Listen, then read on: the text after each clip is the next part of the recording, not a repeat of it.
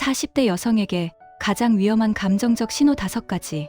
사랑하는 여러분, 오늘은 40대 여성의 마음에 찾아오는 때로는 너무나도 달콤하지만 결국은 위험할 수 있는 감정적 신호들에 대해 이야기해 볼까 합니다. 이 시기는 삶의 많은 부분이 안정되면서도 동시에 내면의 깊은 변화를 겪는 때이기도 합니다. 무심코 지나칠 수 있는 작은 감정의 씨앗들이 어느새 거대한 그림자로 드리워질 수 있다는 것을 아시나요? 마치 잔잔한 호수에 던져진 작은 돌멩이가 파문을 일으키듯 우리의 마음에도 예기치 못한 감정의 파동이 일어날 수 있습니다. 자, 그럼 40대 여성에게 가장 위험한 감정적 신호 5가지 함께 깊이 들여다볼까요?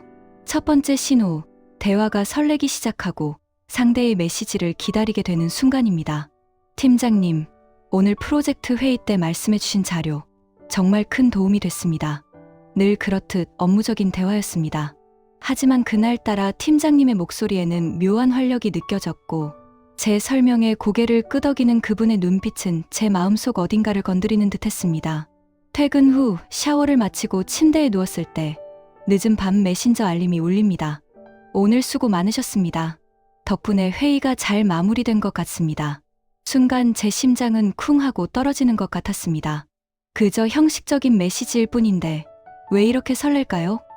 휴대폰을 손에 든 채 한참을 망설이다 저도 모르게 입가에 미소가 번집니다. 잠이 오지 않아 뒤척이다가 새벽녘에야 겨우 잠이 들었죠. 그리고 다음 날 아침 출근 준비를 하면서도 머릿속은 온통 팀장님 생각뿐이었습니다. 어제 그 메시지에 어떻게 답장을 할까? 오늘은 또 어떤 이야기를 나눌 수 있을까? 이 감정, 마치 오래전 첫사랑을 앓던 소녀 시절로 돌아간 것 같았습니다. 마치 사춘기 시절 짝사랑하는 선배의 뒷모습만 봐도 가슴이 두근거렸던 것처럼 잊고 지냈던 감정의 세포들이 다시 깨어나는 듯한 느낌이었습니다. 이 작은 설렘은 처음엔 활력이 되고 무료했던 일상에 잔잔한 즐거움을 선사하기도 합니다.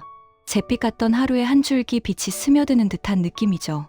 그러나 이 빛이 너무 강렬해지면 현실의 그림자는 더욱 짙어질 수 있습니다. 현실과의 미묘한 괴리감이 시작되고 점차 마음속에 알 수 없는 기대와 함께 불안감이 싹트기 시작합니다.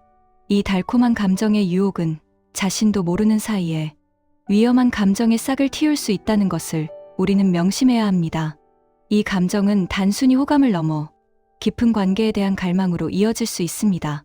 마치 갈증을 느끼는 사람이 오아시스를 발견한 것처럼 자신의 내면에서 채워지지 않던 어떤 부분이 이 새로운 감정으로 인해 채워지는 듯한 착각을 불러일으킬 수도 있습니다. 그러나 이 달콤한 착각은 결국 씁쓸한 현실로 돌아올 수 있습니다. 우리가 이 감정의 흐름을 정확히 인지하고 현실적인 관점에서 바라볼 때 비로소 우리는 이 위험한 설렘을 현명하게 다룰 수 있을 것입니다. 두 번째 신호, 마음속 갈등이 생기고 배우자보다 그 사람에게 먼저 말하고 싶어지는 순간입니다. 어느 날 남편과의 사소한 다툼 후였습니다. 답답한 마음에 누구에게라도 털어놓고 싶었죠. 습관처럼 남편에게 이야기하려던 순간 문득 어제 팀장님과의 대화가 떠올랐습니다. 그분은 언제나 제 이야기를 진심으로 들어주는 것 같았고 제가 미처 생각지 못한 부분까지 헤아려 주곤 했습니다. 저도 모르게 손은 휴대폰을 향했고 메시지 창에 팀장님의 이름이 깜빡였습니다. 오늘 좀 힘든 일이 있어서요. 결국 보내지는 못했지만 그 순간 제 마음속에는 미묘한 균열이 생겼습니다. 배우자에게는 말하지 못할 고민을 다른 사람에게는 쉽게 털어놓고 싶어지는 감정. 이는 단순한 하소연을 넘어 감정의 깊은 교류를 갈망하는 신호일 수 있습니다. 배우자와의 관계에서 부족하다고 느끼는 부분을 다른 사람에게서 채우려는 심리는 결국 마음의 문을 닫게 만들고 고립감을 심화시킬 수 있습니다. 한번 이렇게 마음이 기울기 시작하면 그 빈틈은 생각보다 빠르게 채워지기 마련입니다. 마치 메마른 땅이 물을 빨아들이듯 우리의 마음도 따뜻한 관심과 이해를 갈구하게 됩니다. 이 과정에서 우리는 배우자와의 관계에서 찾지 못했던 만족감이나 위안을 다른 사람에게서 찾으려 합니다. 마치 조난당한 사람이 갈증을 해소할 물을 찾아 헤매는 것처럼 우리는 자신의 내면에서 해결되지 않는 감정적 공허함을 메우기 위해 다른 관계에 의존하게 될 수 있습니다. 이는 처음에는 일시적인 위안을 줄 수 있지만 장기적으로는 배우자와의 관계를 더욱 소원하게 만들고 더 큰 갈등을 초래할 수 있습니다. 예를 들어 늦은 밤 퇴근한 남편이 거실 소파에 앉아 TV만 보고 있는 모습은 피곤함에 지친 그를 이해하면서도 한편으로는 자신에게 무관심하다고 느끼게 할 수 있습니다. 이때 오늘 무슨 일 있었어? 라며 따뜻한 메시지를 보내는 다른 사람의 존재는 마치 사막의 오아시스처럼 느껴질 수 있습니다. 이러한 상황이 반복되면서 배우자와의 대화는 점차 줄어들고 형식적인 일상 보고에 그치게 됩니다.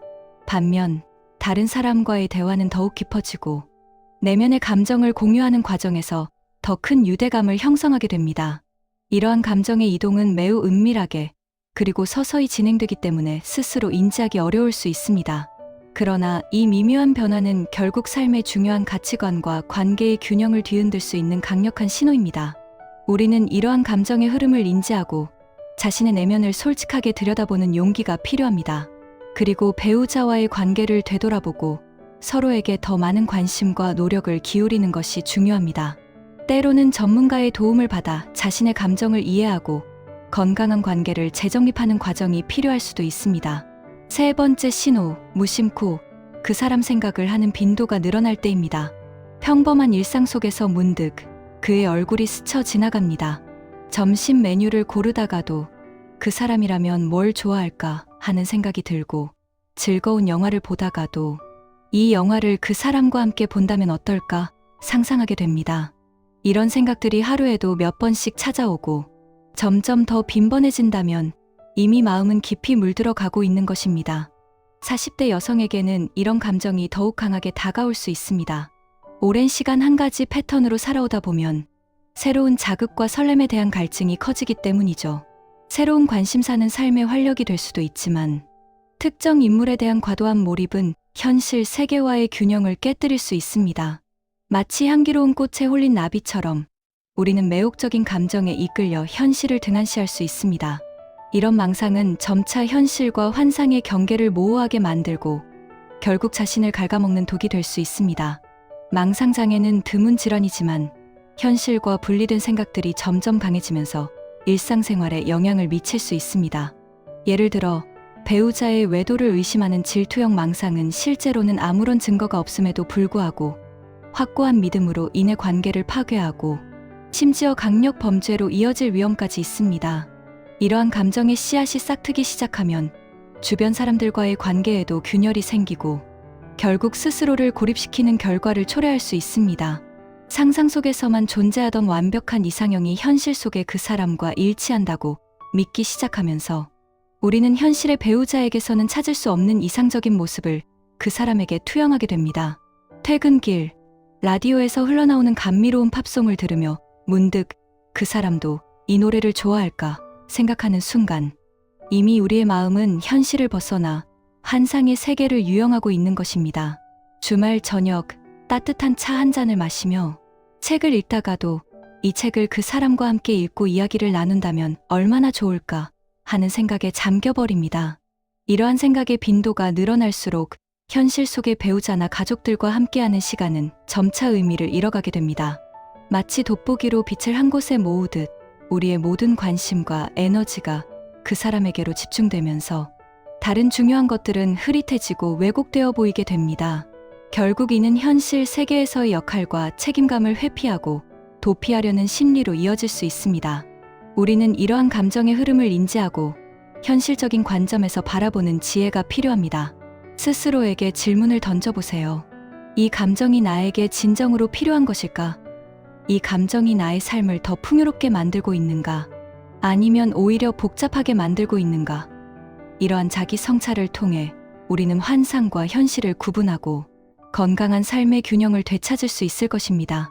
네 번째 신호, 과거의 상처가 현재의 관계에 그림자를 드리울 때입니다. 예전에는 이런 일로 그렇게까지 화를 내지 않았는데 남편의 작은 말 한마디에도 깊은 상처를 받는 자신을 발견합니다.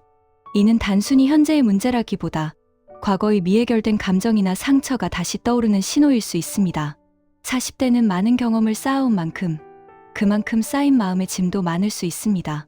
어쩌면 유년 시절 부모님과의 관계에서 비롯된 애정 결핍, 혹은 이전의 연애에서 겪었던 배신감 등이 무의식 중에 현재의 관계에 투영될 수 있습니다. 해결되지 않은 과거의 아픔은 마치 덫처럼 우리를 붙잡고 현재의 행복을 방해합니다. 특히 중년 여성들은 자녀 양육, 부모님 봉양, 직장 생활 등 다양한 역할을 수행하면서 오는 스트레스와 함께 갱년기와 같은 신체적 변화까지 겪게 됩니다. 이러한 복합적인 요인들은 감정의 기복을 심화시키고 작은 자극에도 크게 반응하게 만들 수 있습니다. 이러한 감정의 민감성은 섭식 장애와 같은 형태로 나타날 수도 있습니다.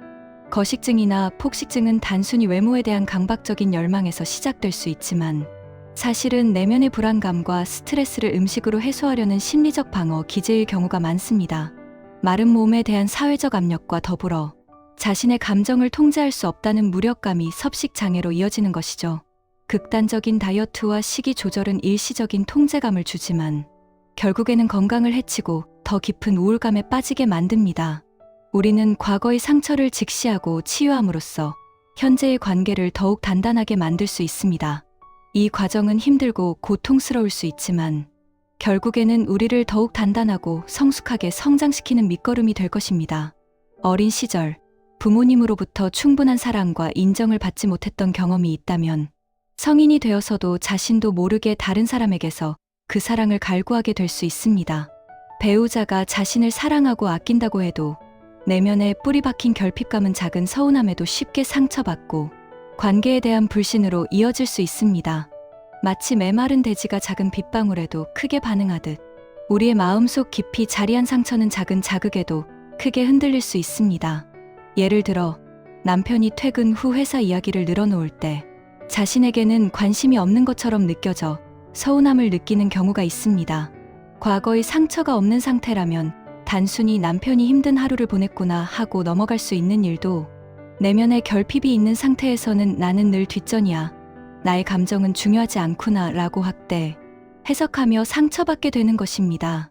이러한 감정적 취약성은 섭식 장애와 같은 신체적인 증상으로도 발현될 수 있습니다. 40대 여성들은 사회적으로 아름다움과 젊음에 대한 압박을 강하게 받습니다. 이러한 압박은 외모에 대한 강박으로 이어지고 이는 섭식 장애의 씨앗이 될 수 있습니다. 다이어트를 통해 체중을 감량하고 스스로를 통제함으로써 일시적인 만족감과 성취감을 느낄 수 있지만 이는 결국 건강을 해치고 더 깊은 자존감 상실로 이어질 수 있습니다. 이러한 악순환은 우울감과 불안감을 가중시키고 결국 삶의 전반적인 만족도를 떨어뜨리게 됩니다. 우리는 이러한 감정적 신호들을 외면하지 않고 용기를 내어 자신의 과거를 돌아보고 상처를 치유하는 노력이 필요합니다. 때로는 혼자만의 힘으로 이겨내기 어려울 때도 있습니다. 이때는 가족이나 친구 혹은 전문가의 도움을 받는 것을 주저하지 마십시오. 자신의 아픔을 인정하고 치유의 과정을 겪는 것은 결코 나약함이 아니라 진정한 강인함의 증거입니다. 5번째 신호, 갑작스러운 외로움과 고립감을 느낄 때입니다. 나는 대체 누구를 위해 이렇게 살고 있는 걸까? 문득 주위를 둘러보았을 때 모든 것이 허무하게 느껴지고 깊은 외로움이 밀려올 때가 있습니다. 자녀들은 성장하여 자신만의 삶을 찾아가고 배우자와의 관계는 익숙함 속에 무미건조해지며 친구들은 각자의 삶에 바빠 예전처럼 자주 만나기 어렵습니다. 이처럼 사회적 연결망이 약화되면서 40대 여성들은 전에 없던 고립감을 느낄 수 있습니다. 이는 단순히 혼자라는 감정을 넘어 존재의 의미에 대한 근원적인 물음으로 이어질 수 있습니다. 이러한 감정은 결국 우울감으로 발전하여 무기력과 절망감에 빠지게 만들 수 있습니다. 특히 경제적 어려움이 겹칠 경우 이러한 심리적 불안은 더욱 증폭됩니다. 50대의 경제적 어려움이 종종 언급되지만 그 시작은 40대부터 찾아올 수 있습니다.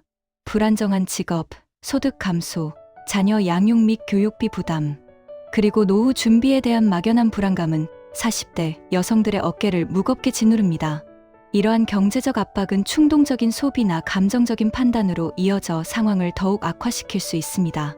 사회적 고립은 단순히 정서적인 문제로 그치지 않고 심각한 경우에는 고독사라는 비극적인 현실로 이어질 수도 있습니다.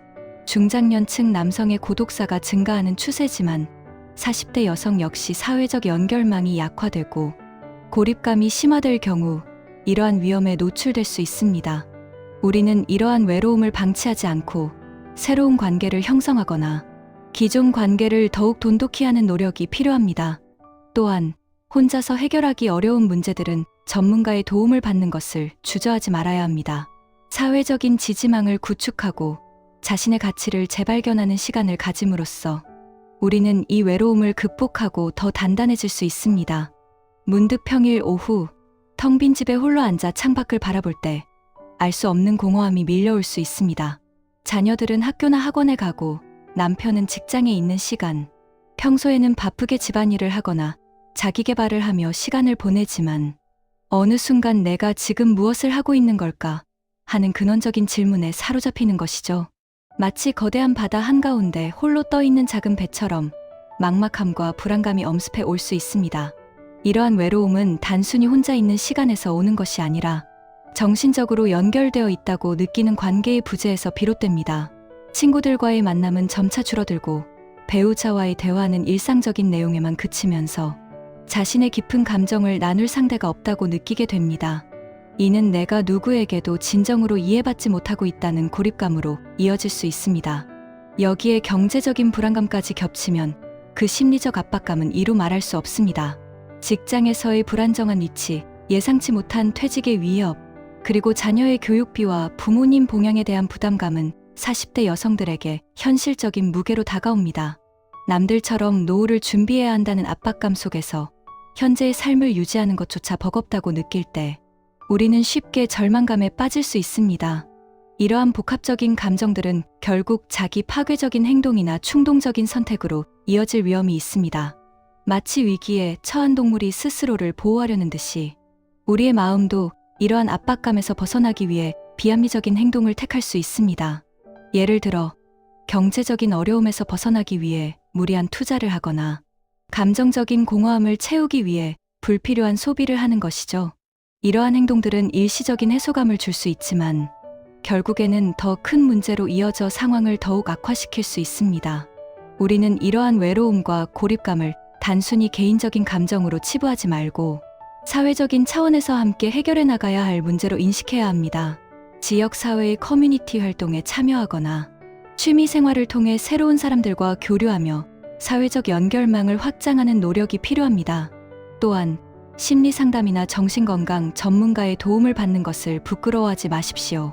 자신의 감정을 솔직하게 드러내고 도움을 요청하는 것은 결코 나약함이 아니라 자신을 사랑하고 삶을 지키려는 용기 있는 행동입니다. 우리는 이러한 과정을 통해 자신의 가치를 재발견하고 더 단단하고 지혜로운 여성으로 성장할 수 있을 것입니다. 사랑하는 여러분, 40대라는 시기는 마치 거친 파도가 몰아치는 바다와 같습니다. 때로는 강력한 파도에 휩쓸리기도 하고 때로는 잔잔한 물결 위를 유유히 흘러가기도 하죠. 오늘 이야기 나눈 5가지 감정적 신호들은 여러분의 마음속에 잠재된 위험을 미리 알려주는 등대와 같습니다. 이 신호들을 외면하지 마세요. 그것들은 여러분에게 현재의 감정 상태를 되돌아보고 필요한 경우 도움을 요청하라는 경고입니다. 여러분의 소중한 삶과 행복을 지키기 위해 이 감정적 신호들을 현명하게 인지하고 대처하는 지혜가 필요합니다. 스스로를 사랑하고 돌보는 것, 그것이 바로 가장 강력한 감정적 방패이자 삶을 더욱 풍요롭게 만드는 열쇠가 될 것입니다. 혼자 힘들어하지 마세요. 언제나 여러분의 이야기를 들어줄 사람이 있고 도움을 줄 수 있는 곳이 있습니다. 여러분은 혼자가 아닙니다. 다음 시간에는 더 유익하고 따뜻한 이야기로 찾아뵙겠습니다. 감사합니다.